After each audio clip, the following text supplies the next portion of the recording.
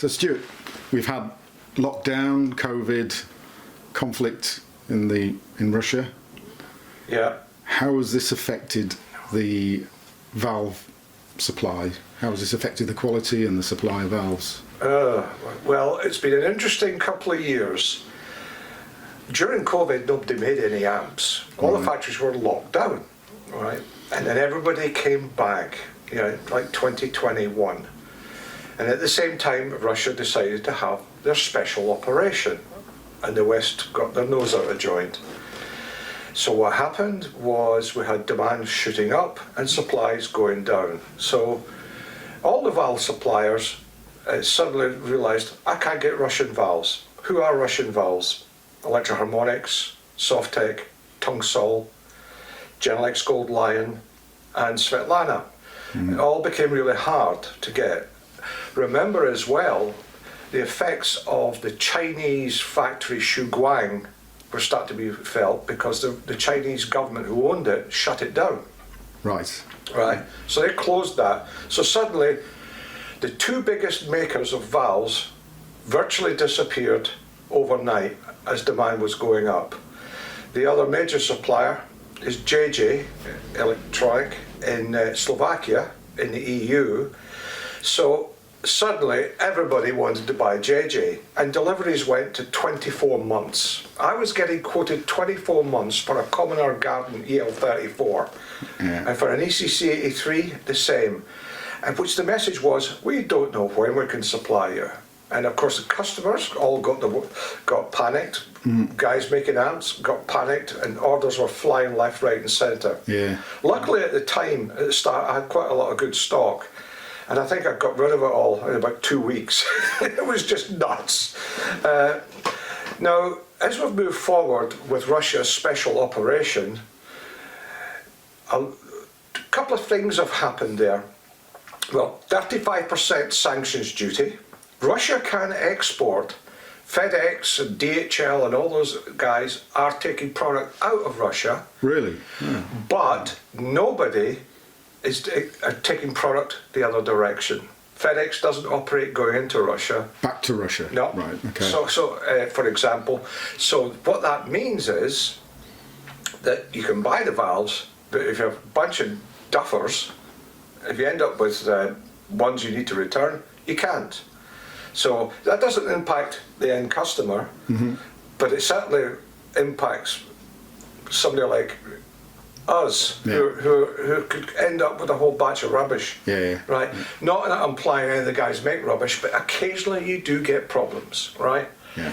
If you contrast that with JJ, they're in the EU, right?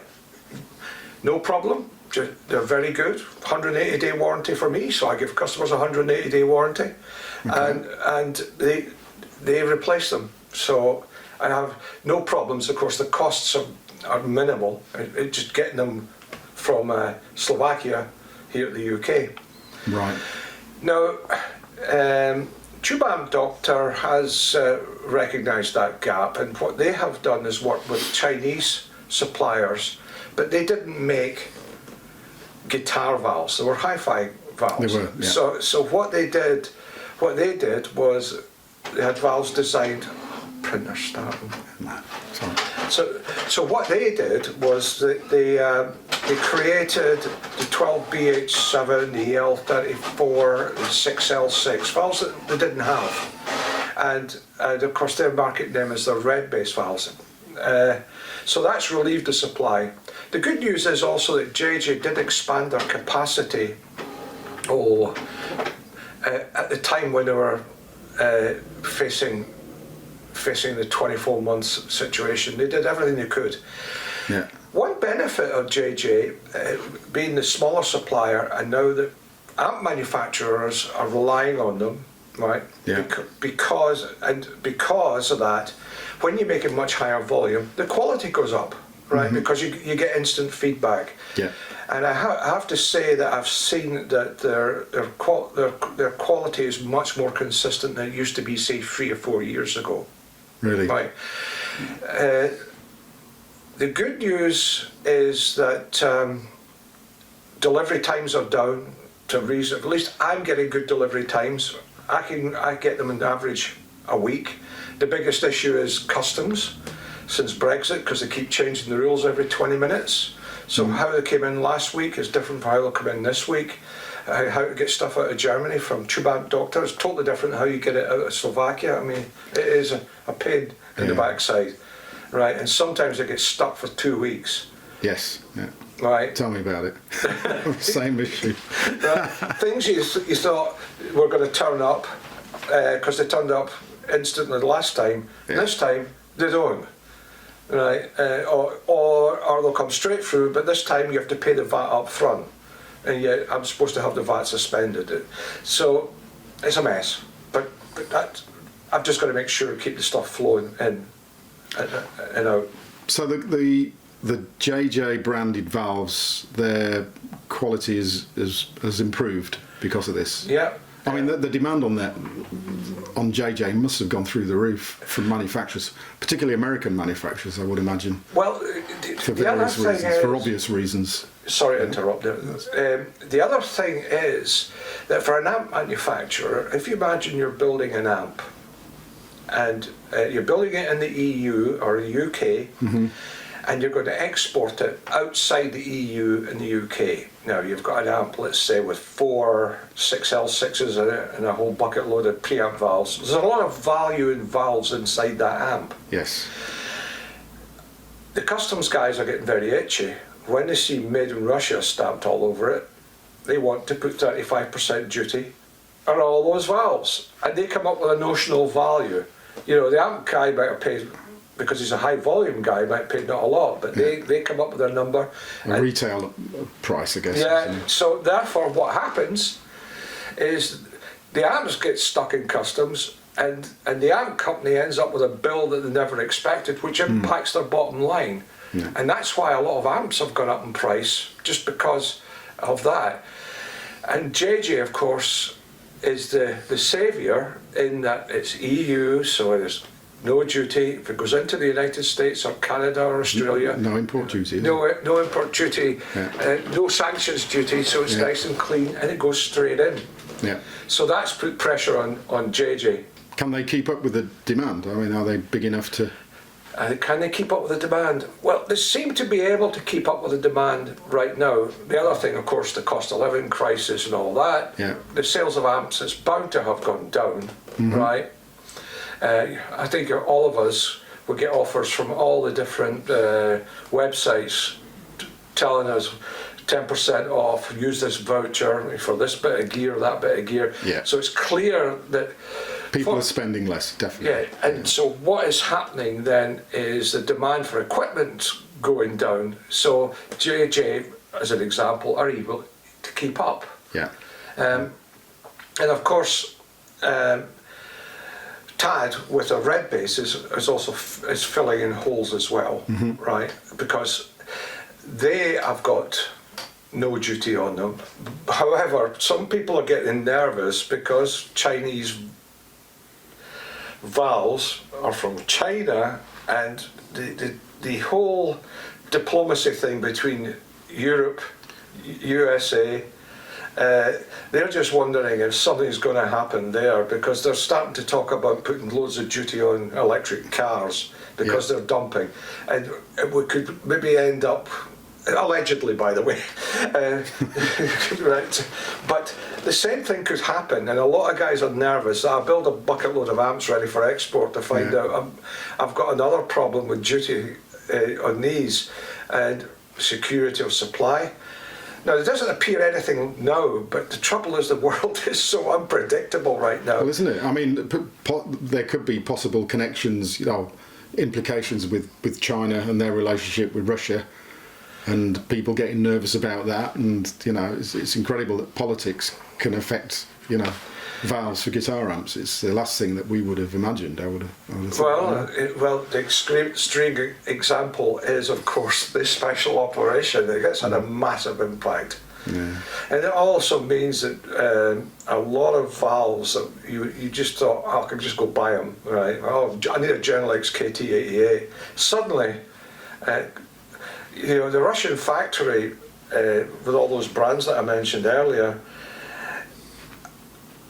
I've got no information that tells me this, but knowing some guys that are Russian engineers that have got out of Russia, now in Georgia, Estonia, Turkey, I'm quite sure that the Russian valve factory has lost a lot of good technical people because they've basically ran for the hills, right? Which I can understand. I'm not criticising them. I would have done the same. Yeah. And also, I suspect also that people with the mobilisation, right? Yeah. The mobilisation. I'm quite sure any good technical guys have been seconded to military work. Yeah. I just suspect. I cannot believe that wouldn't happen. You've got right in the middle of the Urals, a little technical centre, and that is bound to be affecting them. I'm sure it's got to have some effect. It can't be zero. Yeah, I get that. So talking about JJ valves, I typically wouldn't. Well, I haven't used them. You know, they've never been my number one choice. How do they compare to the likes of Tunxol and Svetlana, which are the brands that I've typically used? Well, actually, if you look at the whole valve market, right, without getting specific, right, each of the factories have their strong points, very good valves, and some less good ones, right? And it doesn't matter if it's Russia, or if it's JJ or China, that there are valves that are just, one guy makes a better version than the other, right? Okay. Maybe I could give one example, right? The go-to valve for a medium gain valve was the Softec 12AX7WA. It's a medium gain valve. You found it in Fender amps quite frequently. Yeah. However, there was no JJ equivalent. You had to use a high gain one. But the weakness of the 12AX7WA in my mind was it doesn't have a spiral heater, I believe. Right, so it can hum. So it kind of vary, and of course with lack of availability and the shooting up of prices, JJ has an equivalent called the ECC 83MG, medium gain, but theirs has a spiral heater, so it's much more consistent than hum. Now, I could do the reverse the other way, right, with valves the other direction. So it really comes down to horses for courses, right? No one valve manufacturer is better than another. They're all complementary to each other, right? In so much as they have some great valves and some less good ones, right? Compared to the other guys, right? All I can say with the Chinese ones, the new designs, I don't think there's enough information or enough them out in the field. Yeah. So we don't know about the longevity. We don't know that, but that I suspect it should be okay. But we don't. There is not enough data. Whereas JJ and the Russian factory have been around for eons. Yes, they have. Yeah. Right, because JJ goes back to the old Soviet era of Tesla, as it originally was. In fact, some guys selling valves still call them incorrectly JJ Tesla. Yeah. Just to remind people, I can understand that this has got a long history. They didn't just start making valves in 1991. And the Saratov factory in Russia goes way back to the Soviet era. A lot of that was rebranding. I can't remember what the part number is. Maybe something like 6M1P, which is the EL84. Originally was a Softec valve. Yeah, it's funny, isn't it? I've just been reading a book I bought a while ago that was actually, I think it's from 1949, called Vacuum Tube Fundamentals, or the Fundamentals of Vacuum Tubes. I can't remember the exact title, but it goes into depth about the history and the development of valves, and then into the construction and how they have to treat the metals in there and the various components in very specific ways with rare metals and other compounds at certain temperatures to get them to perform in exactly the right way, and then the spacings have to be bang on. Spot on. You know, so if we're looking at different sounds and different performances from valves, we're going to find that the construction of the valve is probably a big part of the differences in what we hear. Yeah, I would 100% agree with that, because the construction is quite different, even within a so-called 12AX7 coming out of the same factory. They'll do different versions, and that's before we even get into ones with long plates on 12AX7s. The thing is, though, it is quite a complicated process. It is a very complicated process. And what you have to remember is also, this is very old technology, right? If you take the example, the 6L6, it came on the market in about 1937. In fact, it's in the electronics, we call it the active device. It's the world's longest continuous production active device that's been ever made, and it's still been in production since 1936, 37. Wow. Right? Yeah. You know, and we talk about the 6v6. Well, out in my garage, I've got World War II radios out of a Sherman tank that were fighting the Germans in the 1940s, and the output stage has got a 6v6 in it. Right, so those valves are really old, and everybody has to remember, think how reliable cars were in the 1930s, right? Right? And think how reliable a car is today, right? And valves are the same, because it's from the same era. So that's why valves wear out.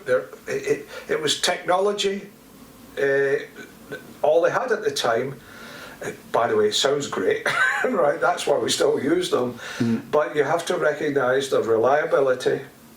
So there's long-term reliability. I mean, the valves wear out. We know that they emit, and you know, over time their capability to emit reduces. That's right. right. They wear out slowly. Does it gradually fade into the west? Yeah, right. And then there's the other kind of reliability, which is probably mainly down to manufacturing defects or mechanical issues with the design or the construction. I think because they're mechanical, all right, it's more difficult to make everyone the same. Yeah. So what you tend to find is that a valve, if it's going to fail, the first 10 hours is the worst. Okay. Right, the most likely place where a factory problem will appear, right? From all the factories, you get valves, and you know they'll be marked and they're all fully tested. I'll plug them in, and the heater's blown. It's just because the heater was weak, and then all the shake, rattle, and roll are getting transported here. The heater's blown, right? Yeah. Heater blowing. It's very rare, though. I mean, for all the thousands of valves that I send, I mean, I end up usually with a small box at the end of the year. You right? Not many at all.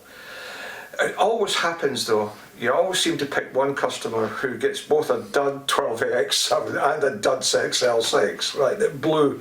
You always find out it's the one guy. Like you seem to think he's been picked out specially, but generally speaking, if they get through that, they'll just go till they eventually expire. Yeah. Transporting amps.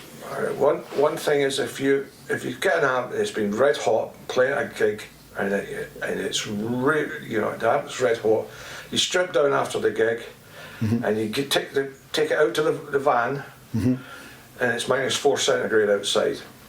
That causes sudden contraction, and what that does is expansion and contraction loosens the electrodes inside, and they get rattly. And then the other thing is, eventually one time it was working the last gig, you bring it in, plug it in next night for the next gig, and across the electrodes it's shorted, and you switch it on and the fuse blow. Yeah. Right.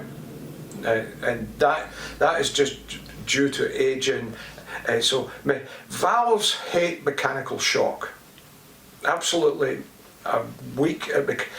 I mean, I can pack them in boxes and ship them, right? And You do. You pack them excellently. Yeah, You've got all the little foam cheesy Watsits. Yeah, you pack them tight so that they don't actually move about. But in an amp, when they're getting sudden shocks. Well, the valves fix firmly in the socket, which is fixed firmly to the chassis, which is fixed firmly to the cabinet. So it's So I always recommend to my customers, put your amp on the back seat of the car. Maybe put a seat, if it's a combo, put a seat belt around it, and then it's not getting hard vibration. It's not getting like it would in the back of a van, say. That's right. Just put a bit of cushioning there, a little bit of shock absorption, and that will give the valves an easier time. So that's, I mean, I've heard this off other people. I think Simon Law, who's an amp tech for various well-known guitarists, he recommends the same kind of thing. Yeah, mechanical shock is the worst thing for a valve. And for all of that, if you're buying a brand new amp, with big manufacturers, they'll always have plastered across it 3-year warranty. But in tiny little font with a star, you'll find out the valves have actually got 90 days warranty, right? And that's the reason, because they are inherently... It's the weak link, but it's the only way to get the sound. So yeah, it's I mean this is good for musicians to know this kind of stuff. You know, how to get the best out of their valves, how to get the longest life. But we all know they need replacing periodically. That's you know, they always have done. So, in replacing them, what I like to tell people is to listen to the amp, and as you said earlier, they lose their emission. So basically, there's a material that gets heated up and it fires off electrons, and it's finite. It will run out of electrons eventually. And when it's running out, instead when you smash a chord, you get a sudden boom, because it fires out all the electrons. It's kind of like, oh, I'm struggling to do this. So what happens is the amp loses all its punch, right? And of course, high frequencies change more rapidly than low frequencies. So what happens is that it can't respond to high frequencies. So what you find you end up doing is you're keeping turning the treble up and up and up, with their presence up and up and up. Yeah. And that's telling you that the valves are getting exhausted, and you're trying to make up for it. More likely to be the output valves than the preamp valves, because output valves last about half the time of preamp valves. And the other piece of that is, and the EL84 is a really popular valve. Now, the EL84 is really narrow. Right? It's the same size, fits in the same socket size as a 12AX7. And actually, I measured it, and the temperature of an EL84 glass, right, when it's up and running, it's like 30-40 centigrade higher than a 6L6 or a 6V6. So it gets a lot hotter, so it gets stressed much harder. And they tend to have a shorter life just because of that, you know. You can't get a quart out of a pint pot. And what I see quite commonly with EL84s, doesn't matter which brand, you have the amp that's sitting there and it'll start going psst, psst, psst, psst, psst, psst, psst, psst, and then stop. You think, oh, that's okay. And on you go. And this happens after the valves are about 1.5 years old, right? Coming up maybe 2 years. And then you think it's okay, and then it'll start doing it again, right? And it'll get more common. The next step is a crackle, and then you hear that crackle, and that's when you should switch the amp off, because the third stage is the valve goes short circuit, and of course you think, oh, I'll just plug in some more, but quite often when they go short circuit, they take out the screen resistors, and so the amp has to get dismantled to be repaired. So it's actually cheaper when you hear the wisps, change, especially EL84s. That's the worst one of all for doing that. Top tip number 2. Well, I just experience, you know, I do repair some amps, and the amps come in, and my own amps, when I hear the wisping, I've got a Vox AC15 sitting there, and when they start wisping, time to change. It's exit time, right? Get them out. Yeah. And so, I'm going to touch wood.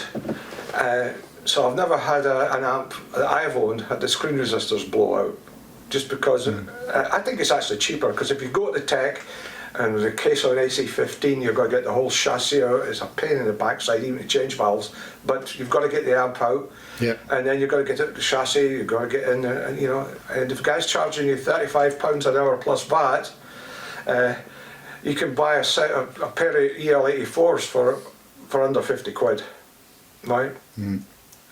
Delivered to your door next day. So, on the talking about the price of valves, they've gone up over the last few years. But it strikes me, as I mentioned earlier, looking at how they're made and what's involved in getting a valve, from its raw materials into something you can plug into an amplifier. Yeah, it's quite an involved process, and it's generally done manually, isn't it? If you imagine like the anode that you can see when you're looking in the valve, that's a person sitting in a machine stamping them, pulling the lever, forming the put the piece of metal in, bang. Yeah. One guy cutting them to piece and stamping them. It's not all automated. Now, if we go back in the day when valves were at their peak, when they were in everything like TVs and stuff, TVs, radios, everything was valve. There was probably a bit more automation then, but today you have to remember the volumes of valves made is probably 10% or less of what was made in the 1950s. Sure. Probably 5% of what was made in the 40s. Right, so now it's a specialist market, because the markets are high-end hi-fi and guitar amps. That's it, isn't it? That really? is, whereas before it was everything. So of course, it being labour intensive, that means that when you have to give all your workers a pay rise every year, right, and especially inflation, that means the price. The factories put the prices up, sometimes at random, without warning, but generally they tend to put them up once a year. Yeah. Although this year it's been probably twice a year. Yeah. Right. And so then if you throw in on top of that the special operation, then it becomes the prices are up through the roof. It feels like they're up through the roof. Certainly when I look at what I was paying for valves 10 years ago, it almost makes you cry. Yes. Yeah. You wish, why didn't I buy more back then? Why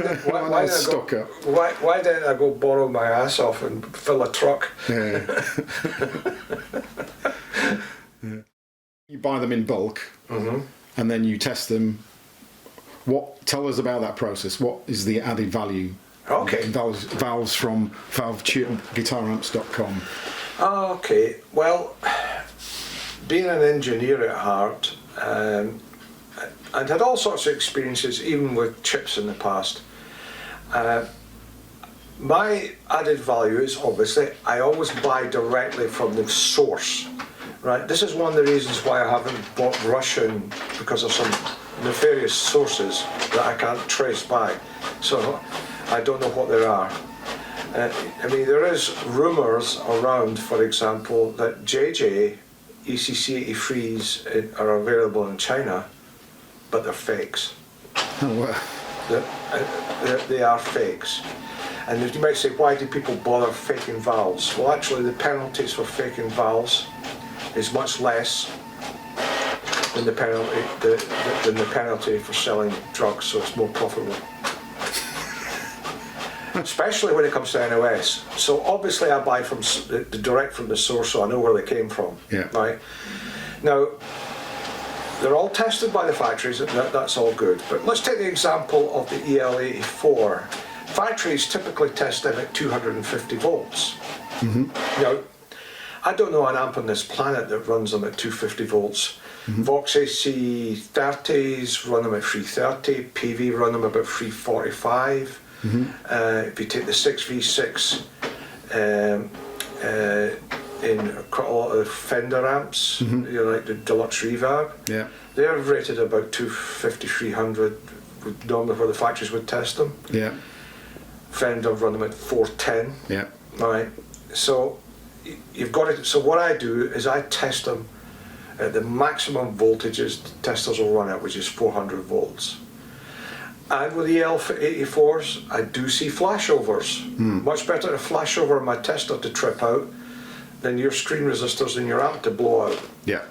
Now, when I test output valves, like with JJ, for example, I put stickers on them telling you what the actual results are for the anode current and the GM of the valve. And also, I provide a test certificate with those valves telling you at what the conditions were it was tested.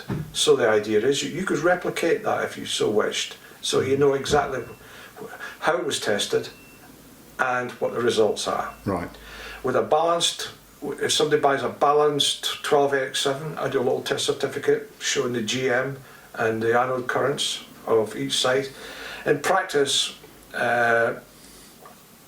you tend to get something like a 12AX7, like 1.5, 1.5, 2.2, 2.2, because the GM is related to how well the valve emits. That's how the currents vary, right? So if you have a valve that's an ECC83 that's running each side at a milliamp, it'll be about 1.9 GM typically. If one's running at 1.7, it'll be up about 2.4. Right, Okay. right. So there is a wide spread. One of the reasons I said we're making that tester is so there's a potential to grade them out into groups. Yeah. Right, because if you test them all, you just see them all in front of you. Because doing it by hand on Evo testers, it wouldn't be economic. Yeah, I would spend so much time. Either that, I need to stop sleeping, give that up as a hobby. So that's one at a time on the Evo, isn't it? Is it? Yeah, well, on each Evo it's one at a time. And you've got two. I've got two. I've got two Evos. I have a third one, but it's being repaired. Yeah. Right. You always need to have a minimum of two because one usually collapses. Yeah. Because the Evos are very old. My Evo dates, one's from 1947 and the other one's from 1963. One of the very last of the Evos. Yeah. Okay. So so I remember asking you at one point for some GZ34s with high sag. Oh yes. Remember? Yeah. They were great because I had a design with a switchable rectifier, solid state or tube, and I thought, well, let's make the tube rectifier position as tubey as it can be, and the whole point of the tube rectifier is the added anode resistance to get the amp to sag. And I remember you. So that's something do you still do that? Do you nobody's ever asked for it, and I stopped doing it, but it can be done. What you do is just with the test conditions, typically today you'll look and see each side's about 75 milliamps, any current, and you just look for ones that are below 70. Right. They're quite rare actually. You've got to test a bucket load to find the few that have got high sag. Yeah. There are not that many of them. So when I'm testing my amps, I'm particularly with combos, I'm very meticulous about tapping the valves. Microphonics are the big, the thing that combos will bring out in a valve is if there's any microphonics in there, and usually it's all right. It doesn't matter at a low level, but some can be quite bad. And I've noticed with some valves that can get worse over time. It will always get worse over time. Yeah. I think the thing to realise with valves, they're all microphonic inherently. From day one, because they're metal plates and any vibration, they act like a microphone. The big question is, where did they start from? Right. Yeah. So if you have one that's kind of, then it'll become bad. Output valves, especially the larger ones like 6L6s, KT88s, with big plates. Yeah. Right. Who are running higher powers. As we said earlier, the heating and cooling, expansion, contraction loosens them. Right. The other thing that loosens them, especially in a combo amp, the speaker is coupled directly to the hard chassis, and the bass notes shake the electrodes loose. So I think you have to accept that they are going to become microphonic. Now, it's true, and I do this for Cliff, right? I do this for Cliff, I do it for you. What I do is I ping test them, because you can hear them. Yeah. You can hear them. We like to call it the maracas effect, yeah. right? So, and especially true with a little lamp like the Firefly, which a lot of people will use that in a bedroom. Yeah. You know, or a little practice amp in a quiet environment, and the end result will be that you'll really hear it, because you haven't got an audience, you haven't got a band and other stuff going on, because that masks it in a gig environment. But in a recording studio or sitting at home playing at low volume, you're turning the amp up a little bit, it will become irritating.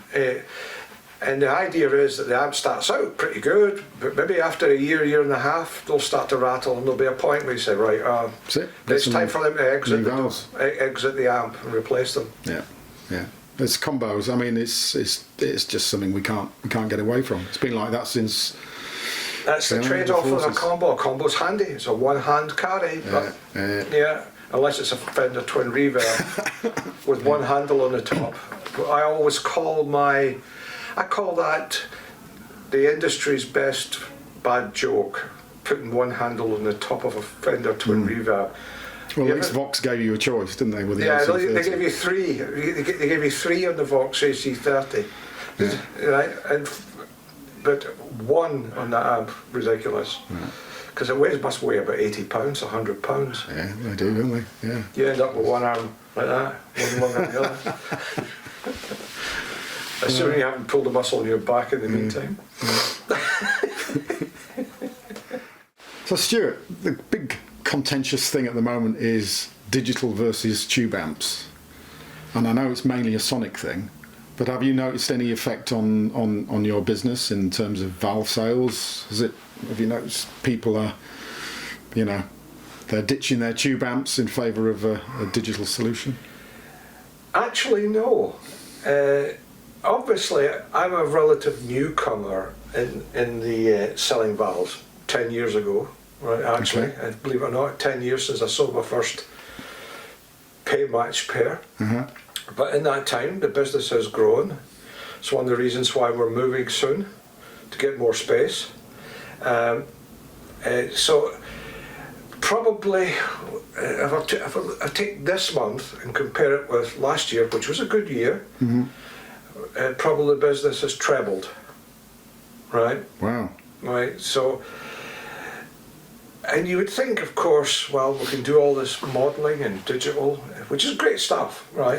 And some of these amps are really good. I mean, an amp I've had personal experience of is like the Boss Katana, which is a great little amp. Although there's the other side to it, and that is, how long is the life of that amp? Now, what I mean by that is, with a tube amp, you have the pain in the ass of the valves. After a couple of years, you have to change them, right? That's not a big deal, really, is it? Really? It's not really a big deal, but it's plug in and plug out in most cases, right? But you've got to watch it, right? Because remember what we said earlier, old technology. And of course, a digital based on solid state technology will just crank on. The interesting bit is when you get to about 8 years old. The other thing that does happen with any digital or solid state product, you think, oh, I don't need to change electric capacitors because in valve amps they're running at high voltages and they all get worn out. Actually, the same thing happens in a solid state amp, but for a totally different reason. Current. Very high current. And it whacks them. So when you get to that age again, you get to 8, 10, 12 years old, then you're back to the same problem as you have with valve amps. But there's another problem that comes along, is valves have been around for ages, and I know we've had our ups and downs with supplies, but you can still buy them all. The 6L6 you could start buying it in 1937, and 2023 you can still buy it. Now, if you're looking at a digital amp in modelling, they're using digital signal processors. So I'll just interrupt you. You've got a background with semiconductors. You worked for many years in the semiconductor market, because I remember meeting you, or at least talking to you, when I was working at Soundcraft. Yeah. About ICs. Yeah, I'm talking about analog, digital converters, Exactly. digital analog, the stuff to get in and out, get the signals in and out of the digital signal processor. So you know your stuff here, right? Right, so I mean, I worked for, unfortunately I have to admit, I'm working in the semiconductor industry for decades, and I still do some work in that industry. And the one thing that happens is, with a semiconductor company, volume is the key, right? So when we make a new processor, you know, like Microchip makes a new PIC, TI makes a new TMS 320XXX, whatever. As long as there's volume, the product stays in production, right? However, though, if you look at the semiconductor industry, they're always shrinking geometries on the chip. Because they get more in a wafer, they can get lower cost. So there's a big encouragement, and when you get more in a wafer and better geometry, you get more processing power, less power consumption, and less price. So the industry gravitates very rapidly to the new products. And when the old products go in volume, because the semiconductor industry can only make money when there's volume. As soon as the volume disappears, there's no point in making the product. So relatively speaking, the guitar amplifier or processor industry is low volume, isn't it, compared to... Yeah, but it's dependent on products that are made in high volume for other markets. Right. So when those other markets go down, like even the mobile phone market can have an impact, because some of the even to the point where they say that process is no longer viable, because Samsung isn't buying 200 million chips anymore. They don't want 45 nanometer, they want 20 nanometer. So the process can get killed. That's not an example, they're not killing 45 nanometer. But the example is they kill processes. So even though they could make the chip, they don't, because it's not viable to redesign the chip. Yeah. Because to redesign it and shrink it, you've got to make what's called a mask set. And mask sets now cost millions of dollars. So if the sales are dropping off and you're going to spend millions of dollars using engineers just to re-engineer what you've already got, better offer the customer the new version. So what can happen is that a manufacturer making something will get 3 months notice, last time buy it's called, and you can take the delivery up to maybe 6 months, 9 months, and the distributor might hold them for a year if you're lucky, and then it's gone. So what that means is, in your 8 to 12 years, there are no spares. The other thing to consider, actually, which I've just thought of right now, is most of that technology surface mount. Needs very special equipment to be able to work on it. You know, hot air gun systems to remove components and to do the soldering.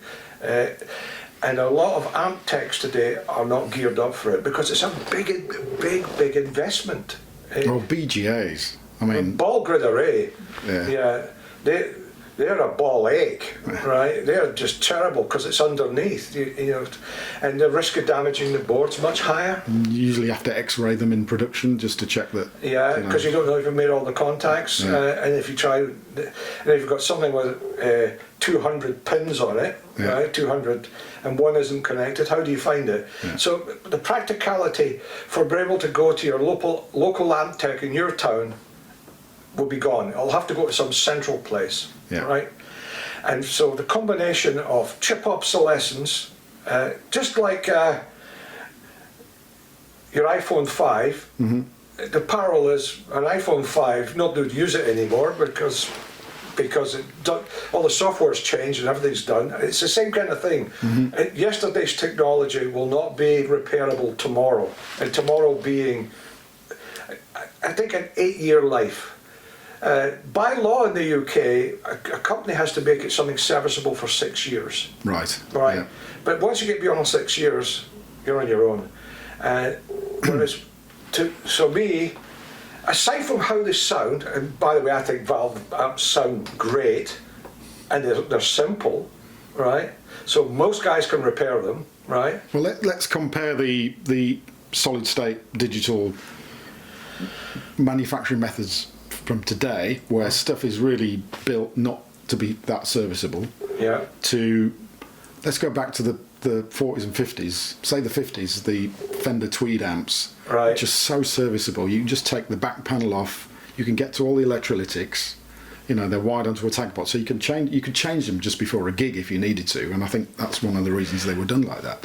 The valves are accessible, you know, it's really easy. Even the silver face stuff, you know, black face and silver face period of Fender stuff, it's pretty easy to service all that stuff, you know.